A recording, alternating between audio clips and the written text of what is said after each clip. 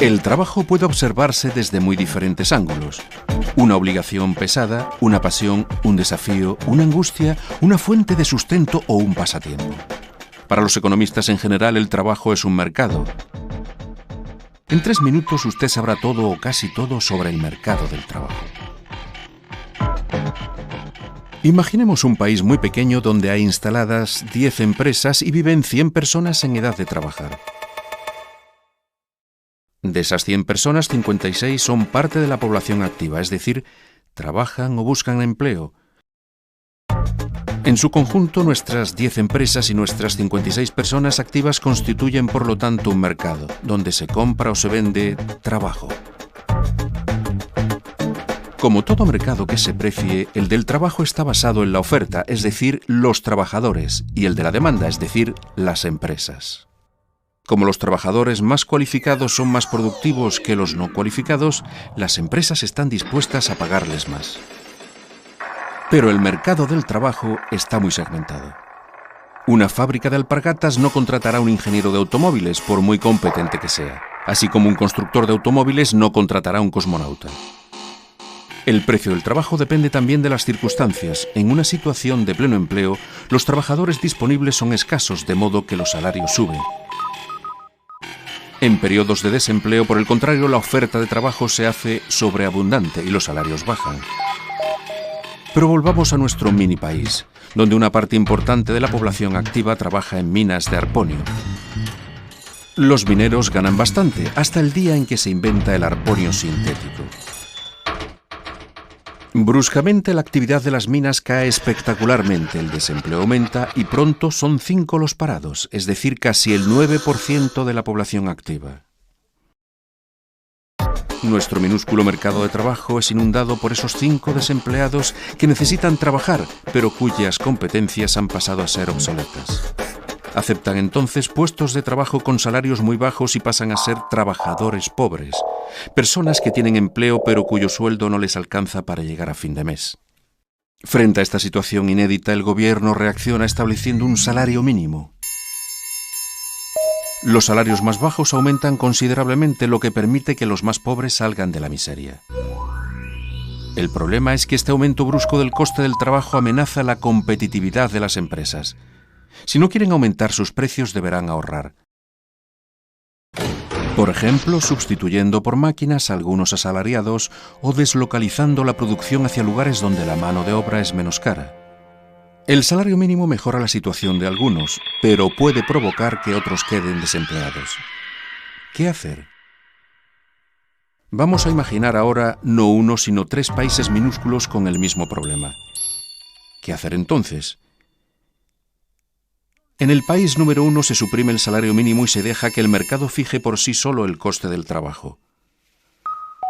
Los salarios de los menos cualificados bajan considerablemente. Es la solución menos costosa para la colectividad, pero supone aceptar una sociedad con 2 velocidades, donde los pobres tendrán difícilmente acceso a la salud y a la educación. Para entender lo que pasa en el país número 2, hay que recordar que un salario incluye cotizaciones sociales que sirven para financiar el seguro de desempleo, el sistema de salud y la jubilación. En el país número 2, el gobierno conserva el salario mínimo, pero suprime las cargas sociales de los salarios bajos. Gracias a esta exoneración, el coste del trabajo no cualificado disminuye para las empresas, sin que baje el poder adquisitivo de los asalariados. En resumen, todo el mundo queda contento. El problema de la solución número 2 es su coste. Las cargas economizadas por las empresas son compensadas por el Estado y, por lo tanto, por los contribuyentes. En el país número 3, el gobierno estima que hay que aumentar la productividad de los trabajadores no cualificados, financiando programas de formación. Es costoso para los asalariados, para las empresas y para el Estado, pero permite a los trabajadores y a las empresas adaptarse a la evolución técnica de sus oficios.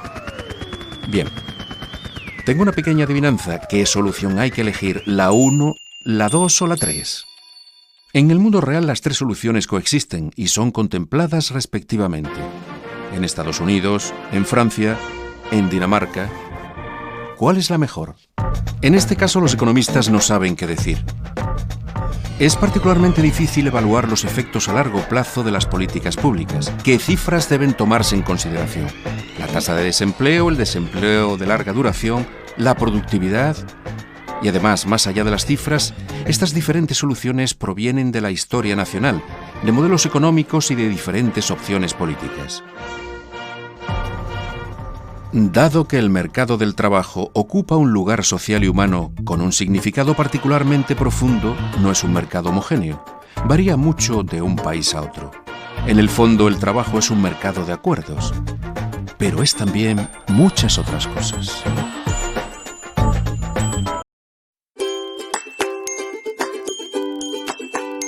Mercado de trabajo para mujeres y hombres jóvenes en la economía actual. Nuestro equipo está conformado por Flores Villanueva, Diana Elizabeth, Osorio Cervantes Andrea, por Mendoza Jiménez Eduardo, Martínez Lovera Areli Fernanda, Martínez Granillo Pedro, Rosas Castillo Daniela Alejandra y por Vázquez Méndez Félix Ricardo.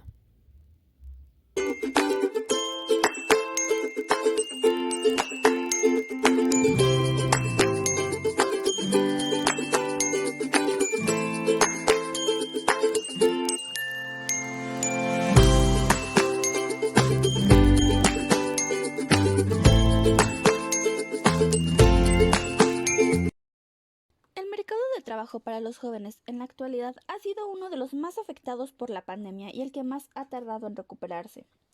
En la capital, según el Sistema Nacional de Información Estadística y Geográfica, la tasa de desocupación alcanza al 7.4% de las personas entre 15 y 29 años. Según la ENOE, en el primer trimestre del 2020, justo antes de las restricciones a las actividades económicas no esenciales por la pandemia, el mercado laboral reportó 12.364.278 jóvenes entre 20 y 29 años en una ocupación, y en el segundo trimestre de este año esta población se redujo a tan solo 11.876.470 personas, lo cual indica que el déficit en la recuperación de este es de 487.808 plazas. Pero se han buscado una forma en la que se puede erradicar el problema de este desempleo entre las personas jóvenes, y es el programa Jóvenes Construyendo el Futuro del Gobierno Federal. Y en la ciudad actualmente son alrededor de 75.000 jóvenes inscritos en este programa como aprendices en más de 7.000 centros de trabajo.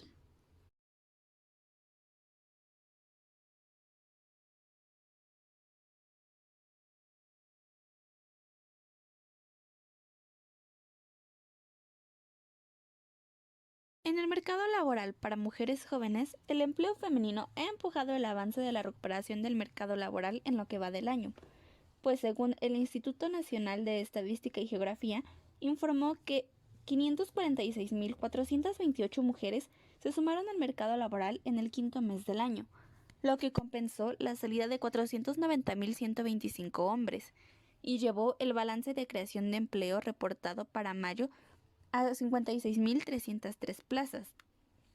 Y en los últimos 3 meses del año, la ocupación femenina ha mostrado un mejor ritmo de avance que el empleo masculino.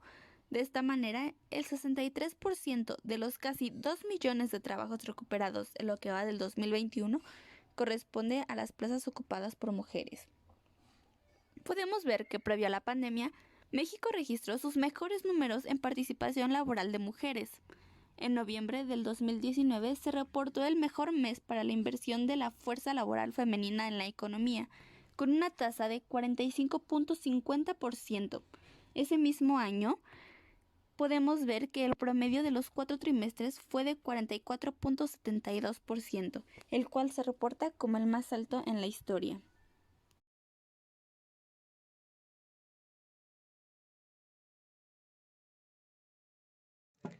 Flexibilidad laboral en mujeres y hombres jóvenes en la economía actual. Definición técnica. La flexibilidad laboral es el desdoblamiento de un conjunto de medidas que actúan sobre los derechos laborales, planteando un modelo de armonía entre empresarios y trabajadores. Característica histórica de la flexibilidad laboral. La flexibilidad laboral ha sido la forma implementada durante los periodos de crisis económica. Su práctica se justifica en base a que ella, en estas situaciones de crisis, permite evitar que los trabajadores puedan perder su trabajo y las empresas disminuyan su producción.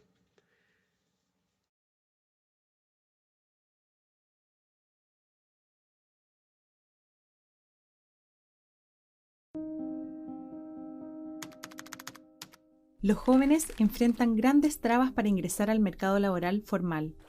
Los empleadores son reacios a contratarlos porque son jóvenes, pobres, provienen de ciertos barrios, se visten de cierta manera o son madres adolescentes. Se sienten estigmatizados y discriminados. El trabajo informal se vuelve una opción atractiva, pues aquí logran generar ingresos cuando los requieren. La libertad es uno de los aspectos que más valoran. El costo, la inseguridad y los bajos salarios que los mantienen alejados de la posibilidad de acceder a un mayor bienestar. Flexibilidad laboral en mujeres y hombres jóvenes en la economía actual. Definición técnica. La flexibilidad laboral es el desdoblamiento de un conjunto de medidas que actúan sobre los derechos laborales, planteando un modelo de armonía entre empresarios y trabajadores. Característica histórica de la flexibilidad laboral. La flexibilidad laboral ha sido la forma implementada durante los periodos de crisis económica. Su práctica se justifica en base a que ella, en estas situaciones de crisis, permite evitar que los trabajadores puedan perder su trabajo y las empresas disminuyan su producción. En el horario flexible es una de las cualidades laborales más valoradas por los jóvenes. La falta de experiencia del aprendizaje de un idioma y de cursos que complementen sus estudios orilla a que el 79% de los jóvenes en México que pertenecen a la generación millennial y centennial tengan problemas para incorporarse al mercado laboral. De acuerdo con el estudio de escasez de oportunidades laborales para los jóvenes realizado por la firma de capital humano Manpower.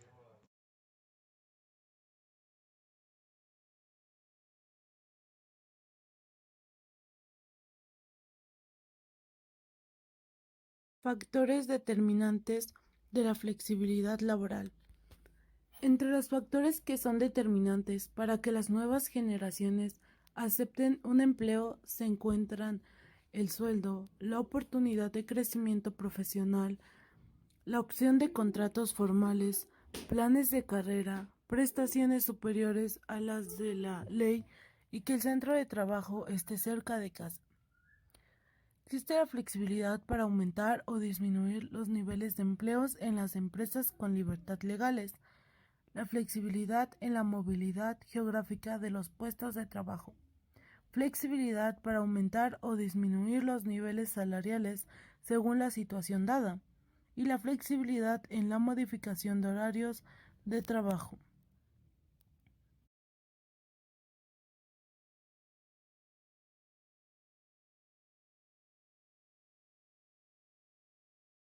Lo positivo de la flexibilidad laboral. Se plantea que uno de los mayores beneficios que trae la flexibilidad laboral es el aumento del empleo a jóvenes.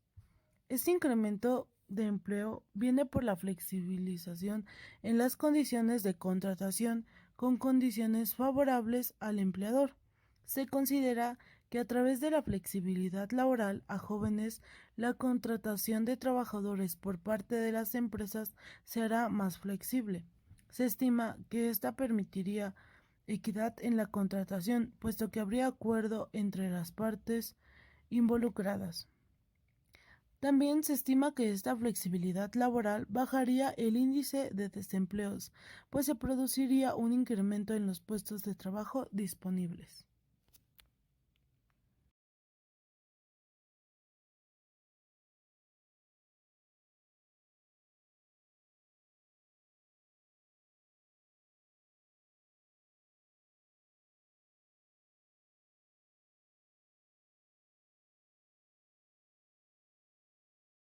Medio tiempo, trabaja menos de lo laboral, cortando el tiempo a la mitad de lo habitual. Independiente, es la persona que trabaja en un negocio propio, en el que no depende de algún jefe o superior. Por contrato temporal, tiene por el objeto el establecimiento de una relación laboral entre empresario y trabajador por un tiempo. Y trabajo online. El empleado no invierte en viajes, mientras que la empresa suele pagar por trabajo recibido.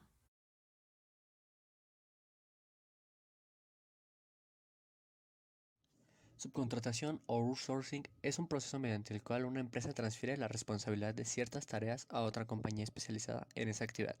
Esta está incluida en la Ley Federal del Trabajo en el 2012.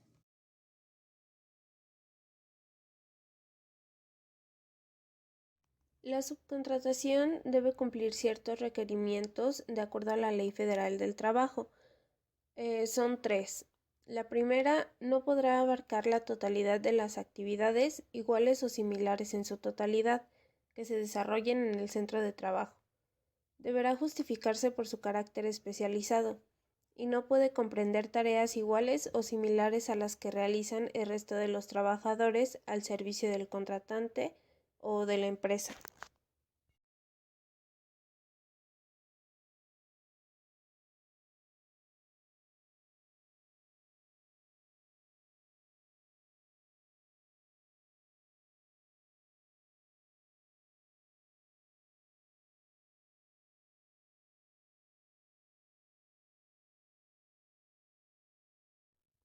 Algunas desventajas de la subcontratación puede ser que cuando la empresa de subcontratación no está dentro de los lineamientos establecidos por las leyes, el patrón asumirá toda la responsabilidad de los trabajadores subcontratados.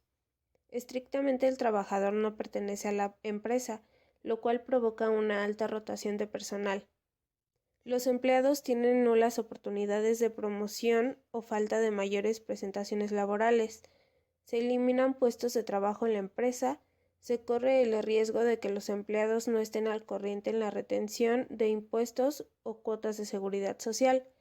Cuando una empresa subcontrata a su personal, no tiene control de los candidatos entrevistados ni del proceso de reclutamiento.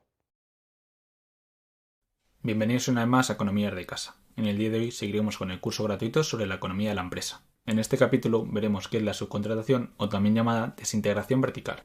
La subcontratación es el proceso empresarial mediante el cual una sociedad contrata con empresas externas las operaciones que antes realizaba y que ahora decide no hacerlas externalizándolas. Dicho de otro modo, mediante la subcontratación, la empresa contratista encarga a la empresa subcontratada la realización de una actividad en unas condiciones estipuladas, con la garantía de que le comprará su producción si cumple estas condiciones. Estos acuerdos entre empresas suelen ser estables y están basados en la confianza mutua entre ellas y en la expectativa de obtener beneficios recíprocos. Es decir, es beneficioso para ambas partes. Por un lado, la empresa contratista se puede centrar en realizar las actividades claves de su negocio. Y por otro lado, las empresas subcontratadas gozarán de ciertas ventajas que les ayuden a ser útiles en el mercado y satisfacer diversas necesidades. Ejemplo de subcontratación. Un ejemplo de subcontratación es el que realizan muchas compañías del sector textil, que subcontratan la mayoría de las actividades de fabricación de las prendas a países tercermundistas, donde el costo es más barato para luego ellas venderlas en sus países respectivos. Ventajas y desventajas de la subcontratación.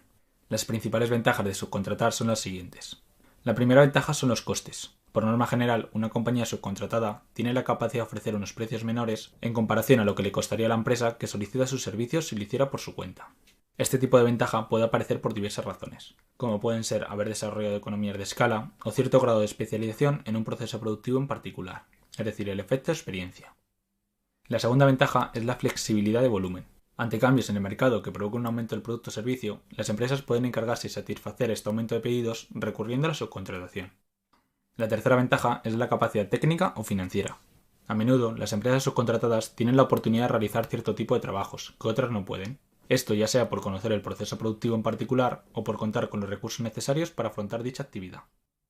Y por último, ventajas fiscales y legales. Las empresas pueden localizarse en zonas donde exista otro tipo de legislación que haga más atractiva el desarrollo de ciertas actividades y por lo tanto la obtención de mayores márgenes de beneficio. Por otro lado, los principales inconvenientes de subcontratar son los siguientes. Riesgo de elegir una mala empresa. Si no se escoge bien la empresa proveedora de servicios, esta puede desmejorar la imagen de la firma contratante. Riesgo que el proveedor se vuelva competidor del contratista. La empresa subcontratada podría aprovechar el conocimiento de su cliente para convertirse en su competencia. Y por último, el riesgo de que el coste reducido pueda ser mínimo. El beneficio esperado por la subcontratación, considerando lo que le costaría a la empresa desarrollar ella misma esa actividad, puede no ser tan alto como el esperado. Con todo esto me despido por hoy. Espero ver si ayuda y ya sí por favor suscríbete a mi canal para estar al tanto de nuestro curso gratuito sobre la economía de la empresa. Cualquier duda o sugerencia por favor déjalas en los comentarios para que pueda responderlas. Nos vemos en el próximo vídeo.